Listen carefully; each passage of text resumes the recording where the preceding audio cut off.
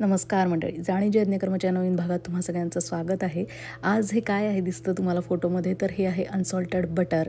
इथे कॉस्को या दुकानामध्ये मस्त कर्कलँड या कंपनीचं हे बटर आहे आणि याच्यामध्ये असे एक मोठं पॅक मिळतं, तर त्याचे 4 हे बॉक्स असतात। तर आज मी त्याच्यात 3 बॉक्स घेतलेले आहे अनसॉल्टेड बटरचे आणि याच्यामध्ये ना व्यवस्थित ग्राममध्ये, औंसमध्ये, LBमध्ये असं व्यवस्थित मेजरमेंट असतं।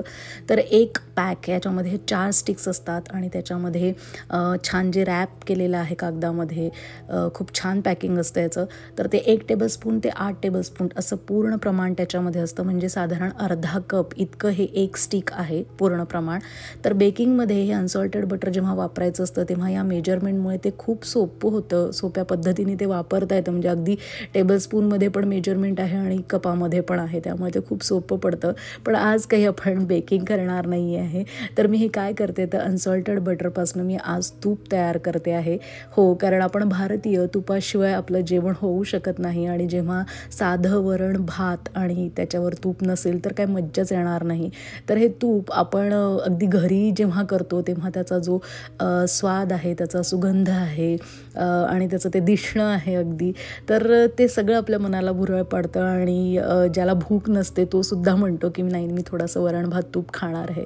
तर ही तुपाची किमया आहे आणि तूप हे खूप खरं औषधी असतं, त्यामुळे ते अवश्य आपल्या जेवणात असावं। आणि आयांना तर जरूर वाटतं मुलांनी तूप खावं, दूध प्यावं, तर त्याच्यासाठी हे दूध इथे आम्ही कसं करतो तर अमेरिकेत भारतीय या साधारण या कर्कलँडचंच अनसॉल्टेड बटरचंच तूप करतात, पण जे करत नसतील त्यांच्यासाठी ही खास रेसिपी आहे। तर मी आज हे 3 पॅक वापरलेले आहे, साधारण एक पॅक 450 ग्रामचा आहे, मी असं सांगितलं तुम्हाला। ते मेल्ट करून घेतलेलं आहे। मेल्ट झाल्यानंतर बघा असा फेस आलेला आहे, साधारण 5-7 मिनिटानंतर असा फेस येतो आणि त्याच्यामध्ये मी थोडंसं मीठ टाकलं आहे। तर मीठ टाकायचं कारण असं आहे की ते तूपनं मस्त कणीदार आणि रवाळ टेक्स्चरचं होतं छानपैकी, म्हणजे जसं आपण साय साठवतो, लोणी कढवून अगदी जे तूप बनवतो तसं हे तूप तयार होतं। आणि साधारण 20-25 मिनिटानंतर तुम्हाला लक्षात येईल की हे जे लोणी आहे ते थोडंसं असं ते तळाशी येऊन ती बेरी तयार होते आणि एकदम त्याला छान ब्राऊन रंग आलेला आहे,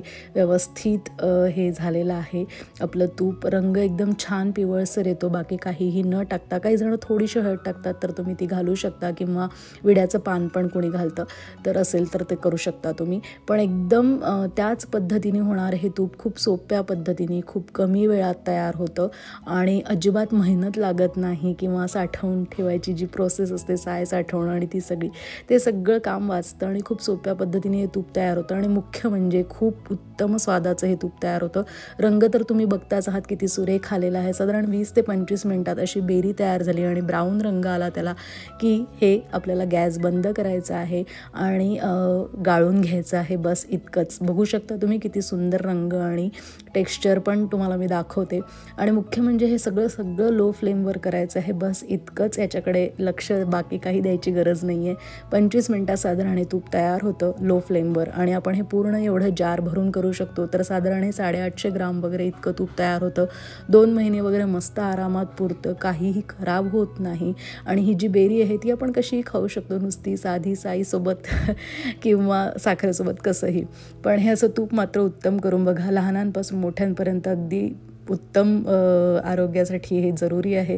तर नक्की अवश्य ही रेसिपी तुम्हाला आवडली असेल तर लाईक करा, जास्तीत जास्त मित्रमैत्रिणींपर्यंत शेअर करा, बॅचलर्स लोकांपर्यंत पण तुम्ही शेअर करू शकता, ते नक्की करून बघतील। आणि हे बघा किती रवाळ आणि सुंदर टेक्स्चर आलं आहे थंड झाल्यावर, तर हे नक्की तूप तुम्ही करून बघा आणि नवीन असाल तर सबस्क्राईब पण करा। भेटूया पुढच्या भागात, तोपर्यंत नमस्कार, जाणीजे यज्ञकर्म।